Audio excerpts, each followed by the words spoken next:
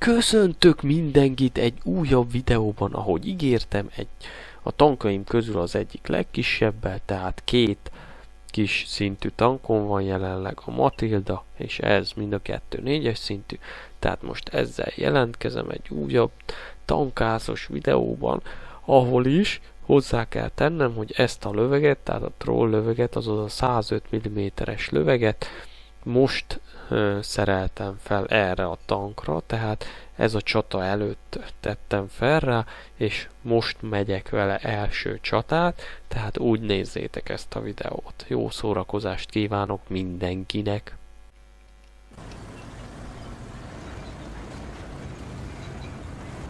Tehát most próbáljuk meg, hogy mit tud ez a nagy löveg. Hát itt még ugye a 8.11-es verzióról van szó, tehát a 9.0 előtti, tehát itt egy kicsit még hát úgymond gyengébb volt a grafika, vagy hát nem is a grafika, hanem kicsit más volt. Tehát a 9.0-ban volt egy kis előrelépés, tehát lehet, hogy többen észreveszitek a különbséget, de attól függetlenül ez egy jó csata volt. Függetlenül milyen grafika volt akkor. Egyébként, tehát ahogy mondtam, most ez a csata előtt tettem föl ezt a löveget, tehát ez az első csatám vele, ugyanis a másik löveget használtam, ami ugye gyorsabb, pontosabb, és nem sebez akkorát, de viszont ugye gyorsabb és nagyobb az átütése.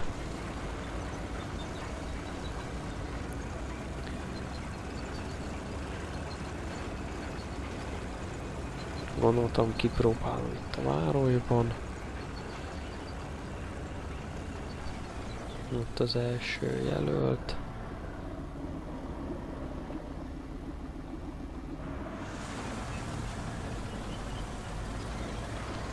Akit lehet lőni, ugye?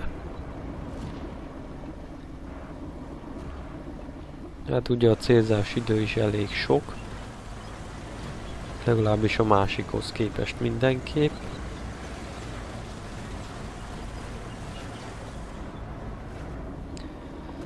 A ház eltakarja, közben már oldalról is jönnek.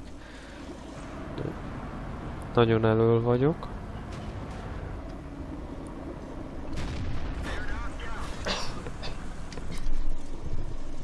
Tehát egy lövés ezt kiszedte. Hát igen. Tehát ezért jó, tehát ha kisebb szintű tankok ellen megyünk, vagy maximum ugyanolyanok ellen, akkor ez tényleg hatásos ez a löveg. Még egy tank és még egy lövés. Na most eddig szerencsém volt. Már 5 kilövő, 5-3-ra vezetünk, tehát 5-5 kilőttünk. Hát ugye a Matildát ez nem fogja átütni. Igen, tehát ez látszik, hogy lepattan. Ilyenkor lehet esetleg HE-vel, High Explosive, tehát repesz romboló, csak azzal meg az a gond, hogy akkor keveset fog sebezni. Közben még egy kill volt, és akkor próbáljuk meg ezt is.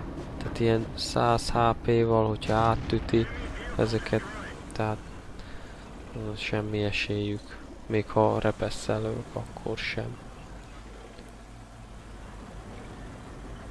Bár mondjuk repesszel tényleg ott kevés az esély, hogy annyit sebez, amennyit így, ha átüt. Viszont ugye ennél meg fennáll a veszély, hogy akkor itt meg egyáltalán nem üt át semennyit, és akkor lepattan, tehát akkor meg nulla sebzés, de hát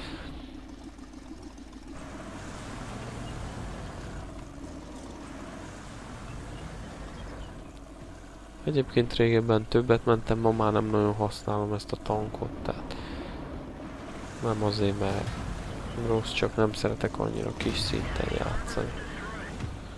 Megvan az 5., már majdnem Top Gun.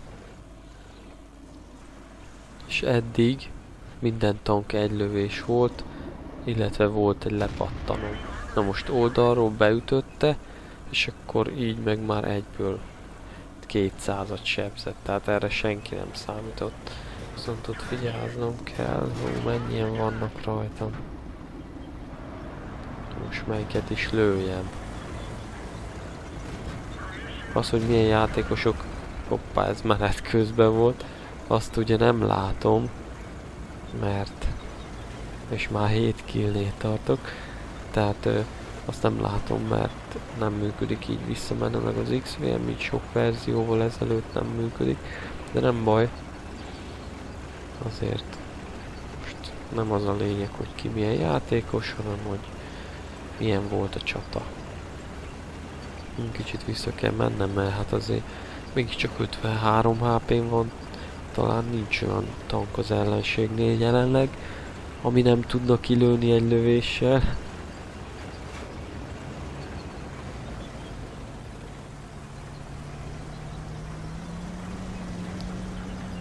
Inkább visszafordulok. Célozzunk, célozzunk, célozzunk. Hát ez elbújt a domb mögött. Egyébként a valóságban ezeknek a tankoknak az volt a hátránya, hogy bár viszonylag hamar újra töltötték, de nem tudtak vele lőni, mert akkora port kavart, ugye közel a földhöz, hogy várni kellett, mert nem tudtak célozni. Ez is érdekes, hogy erre nem gondoltak, amikor tervezték a tankot. És megvan a 8. kill, és így nyertük meg, és így szereztem tankázt. Itt láthatjátok az eredményeket, a sebzést, az XP-t, stb. Stb. Tehát remélem tetszett a videó, jól szórakoztatok. Köszönöm szépen a figyelmet, további kellemes nyarat kívánok, sziasztok!